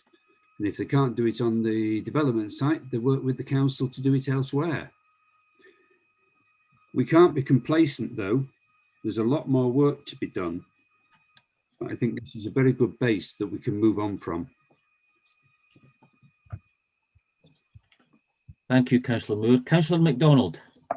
There's not really much more to add than what everybody else has said. Absolutely brilliant report. There's the conclusion of it, I think, is really, really well written. And I just love some of the lines in it. Wherever possible, the council strives to collaborate with the local community, neighbour local authorities and other stakeholders to ensure that biodiversity can be enjoyed by all for generations to come. And I know that's an ethos that, as Councillor Bell already mentioned, East Haven is doing in my area, but also the community council organise regular beach cleans off their own bat to go and pick up all sorts of, habitat litter and all that stuff that's going on. So yeah, the report's excellent. It's fantastic to hear all the other councillors commenting on everything that they've done and what they've been up to and how much they appreciate this report. And I genuinely think it's something that we really need to focus on going forward as well.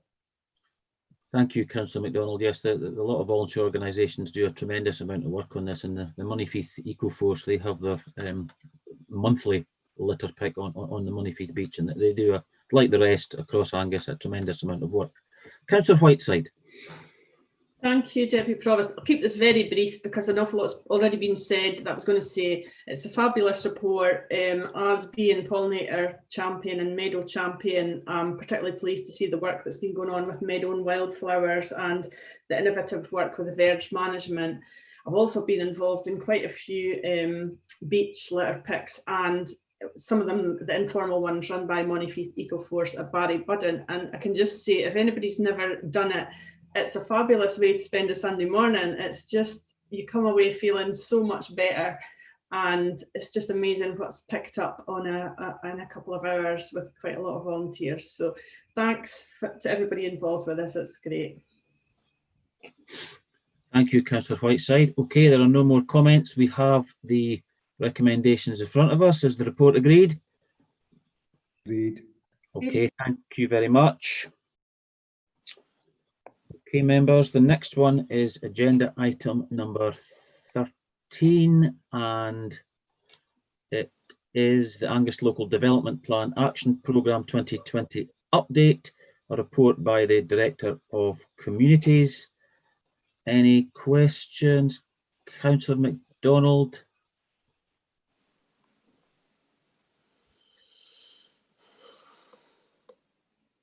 Okay, no, Mark's taking it down. That's all right. Councillor Dunno?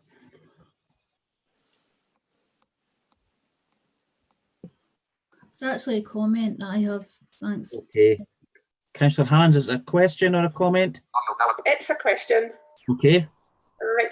I was just interested to see, and sorry, I don't have page numbers, so this might be difficult for officers to respond to, but I was interested to see STPR 29 still in the plan, and that's improvements to the ring road in or around Dundee. So I was just wondering, because I know I will be asked from at least one community council when they see it in the plan, what is the progress and intention of that? Because in previous years, where it was suggested that the road could come through Sidlaw, that the council opposed that. Has that route been changed? And if not, is Angus Council's position still that it wouldn't affect going through any of the Sidlaw villages? Thank you. Thank you, Councillor Hans. Mr. Cochrane, is this one for you? It's actually, sorry, Deputy Provost, it's Stuart Ball here. It's actually my report. I'm going to defer to Mrs. Cowie, who's on the call this afternoon, and she'll hopefully be able to answer the question. Before I do, can I maybe just take the opportunity to thank members for all the very, very positive comments on the previous report? That will be much appreciated by the author, and I'll make sure that Kellyanne is made aware of them, and I'll also impress upon her to watch the YouTube video back tonight, starting at 1 hour 33 in. Mrs. Cowie, are you in a position to answer that question from Councillor Bell? Yes, I can do, Stuart. The STPR project is included in the action programme because it was included back in 2016. You're right to look for an update on that, and I'm aware that TACTRAN, the regional transport body, are looking to update their regional transport strategy at the moment. So that is obviously going to be something that will be considered and taken forward as part of that. I don't have any further update in terms of the progress of that road in terms of an alignment. I haven't been involved in that, so I cannot give any reassurances as to where that is. I don't know whether Ian Cochrane can give anything on that. I knew you'd come in at some point, Mr. Cochrane, so I did get a bit right. Thank you, Councillor Fotheringham. Thank you. Yes, if I can come in on that, as the A90 is, of course, a trunk road, and as such, it features in the strategic transport project review, which is currently still being progressed, and has remained in that review. And as Ms. Cowie said, it's also part of TACTRAN. I think it's a long way off being a line on a plan. It's currently whether it is supported, and obviously there's the various councils on Tayside through that. But certainly we've previously said that Angus Council did support the consideration of that project, but that's at the stage that it's at. I don't think it's even got to consideration of the feasibility scheme.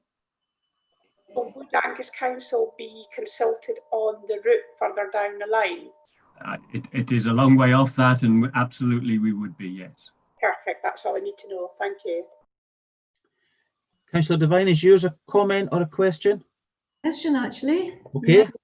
Out of all of this, I mean, there's so much work involved here, but I just have a very small question to ask about the conservation character area statements and appraisals. And I see that there's going to be a kind of review of these areas. I was wondering what that was going to encapsulate. I know it can sometimes be a bone of contention when things have been built in so-called conservation areas that we probably wouldn't let happen now. So I just wondered, because there are some improvements that community groups might want to make, but they're a bit held back by the situation as we have it at the moment. Yeah, thank you for the question, Councillor. The conservation area reviews, we are looking at an approach which looks to engage communities in that review. So hopefully the kind of aspirations and opinions that they have about conservation areas can be encapsulated in that process going forward. We are currently lacking resource to do that, but we are looking to progress that as soon as possible. Thank you. Thank you both. Councillor Durno? Question? No comment. Do you want me to wait? Any Councillor Moore, do you have a question or a comment? It's a question, Deputy Provost. Okay. Following on from the last report, I'm just wondering how much biodiversity has been taken into consideration in producing this report. Thank you, Councillor Moore. Biodiversity is fundamental to the local development plan. You'll know that there are specific policies dealing with biodiversity, and the report itself, the plan itself was subject to strategic environmental assessment, which has biodiversity at its heart. So it's very much about implementing our policies to sustain biodiversity and enhance it where we can. So hopefully it's obvious in the appendix in relation to the biodiversity policies. Well, I'm just reading through the appendix and I don't see the word biodiversity. And I'm just wondering whether we should be including that as a separate section. There are actions relating to green and blue networks and protected species and local conservation sites within the appendix specifically, and they make reference to actions that are reflected in the previous report and the appendix to the previous report. Okay, thank you. Okay, thank you, Mrs. Cowie and Councillor Moore. Now, if there are no further questions, Councillor Durno will go to comments. Yeah, I'd just like to comment on the policy framework for the Angus Local Development Plan. We've got on it saying it's a town centre health check. I had, through correspondence with Mr. Lorimer and a lot of my councillor colleagues, have been banging on about town centre regeneration since I've been elected.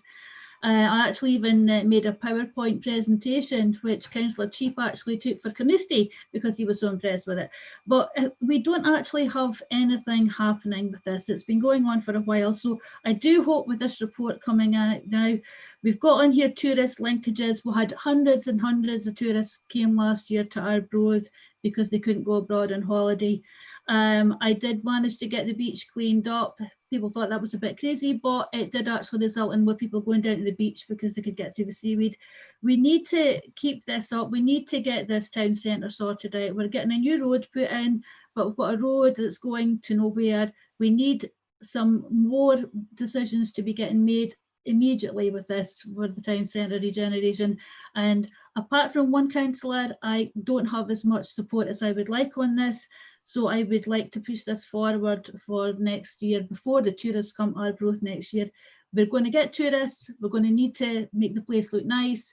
So any help, apart from having the local groups doing it themselves, we need some support here from the councillors that are on the ground with this project. And I'm thankful that this policy report has come in front of us. And in conclusion to that, we have Asset Management Limited and from one of the centres in Arbroath, sending us emails, asking us what our plans are for the town centre, and I have nothing to give him. We have meetings next week, so if somebody could put some structure down to let me know what I'm going to say to this guy next week, it would be really helpful. Thank you very much. Thank you, Councillor Durno. Councillor Speed?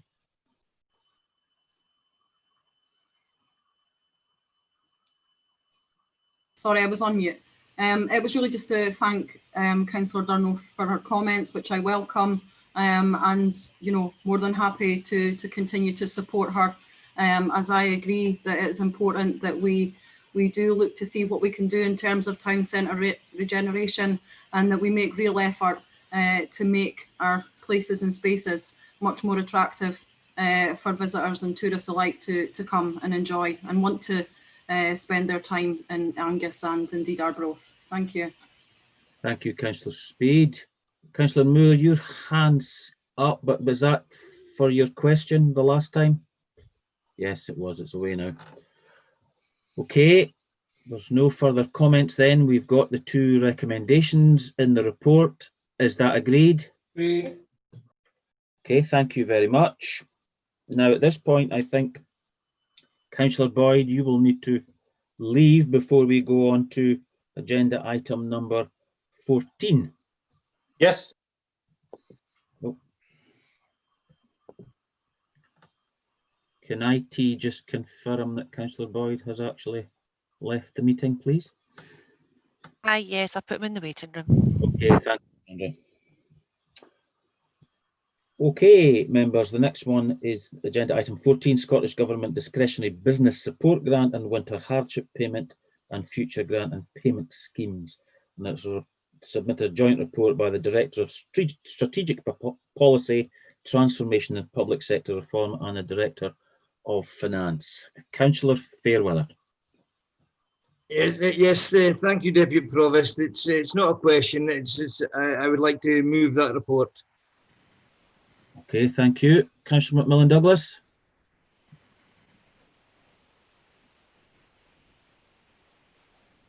Apologies, Deputy Provost, I wasn't quick enough with my demuting. I would like to second the paper. I think it's extremely important that once the rules for these various schemes become clear, that the money is moved to recipients or would-be recipients as quickly as possible. This really can only be done by a delegated authority scheme, and this one has safeguards in place so that somebody is always checking on the work done. So I think that is excellent.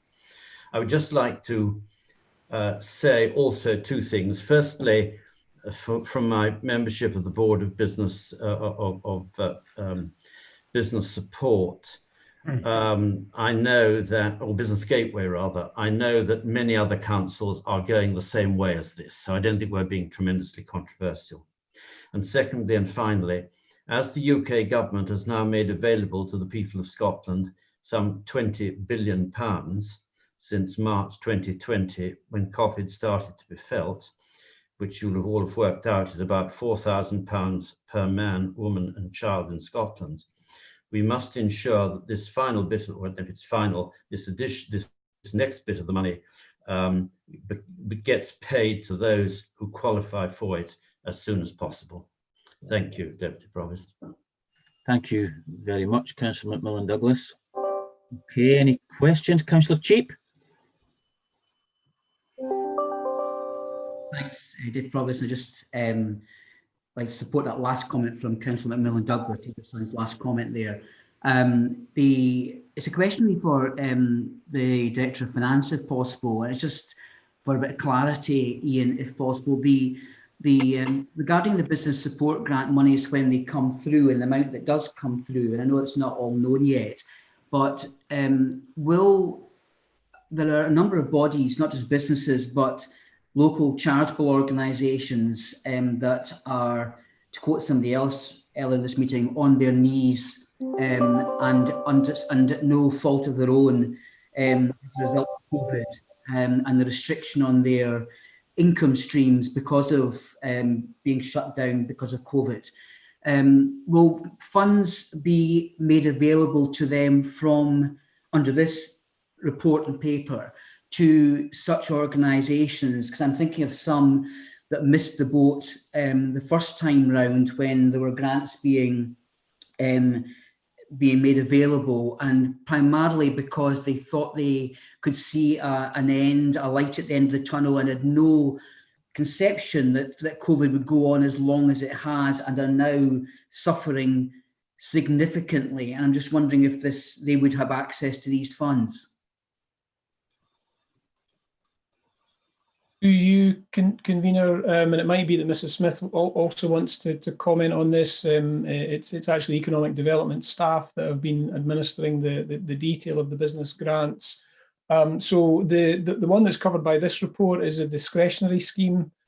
What we expect in relation to that is effectively some guidance from government and to give us a bit of a framework around that. And once that guidance is received, we would then look at, well, where is the need? There has been an indication from government so far about using the discretionary fund to support those that have not otherwise had support yet. But we would need to make those decisions locally in terms of how best to support and use the funds that are available. So I suppose the short answer, Councillor Cheap, is possibly. But we'll be able to confirm that once we know what the final guidance is, and then where the needs are.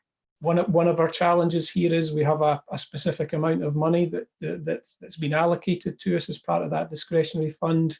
We want to make sure that we use all of that, but we'll also have to manage within that. So we'll have to design a local discretionary scheme that achieves those objectives. So I hope it's not a confirmed answer, but it is something that we will look at. Deputy Provost, can I just come back very quickly on it? Thanks, Ian. It's just, I think, for all councillors to note that Angus is extraordinarily strong in community organisations, the bulk of which are voluntary run, and so I just want to pitch, if you like, for a number of these organisations so that this money is not just going to individuals, it's not just going to families. There are community organisations that if they actually end up that they can't proceed any longer, then there's an even bigger loss to Angus. And I really think, I really would like if it's economic development or whoever, to take that on board, because we stand to lose an awful lot more if we lose these organisations. Do you want me to add any more, convener? If you have something more to add, yes, please. Yeah, I mean, I think those are reasonable points that Councillor Cheap makes, and part of the reason and the thinking, I think, behind the discretionary scheme is that so that those local circumstances can be reflected on and taken into account in what's then implemented. So very much hear the points that Councillor Cheap's making around that when it comes to designing our local discretionary scheme. As I say, we're still waiting on the framework, the sort of high-level guidance that will keep us right in that regard. Thanks, I appreciate that. Thank you. Okay, thank you. Councillor Duff?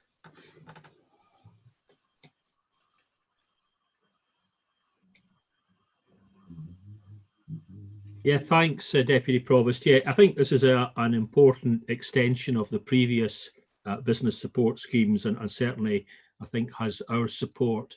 I'd certainly like to thank the staff in Mr. Lorimer's department and also in economic development for their efforts to pay the various grants to support business.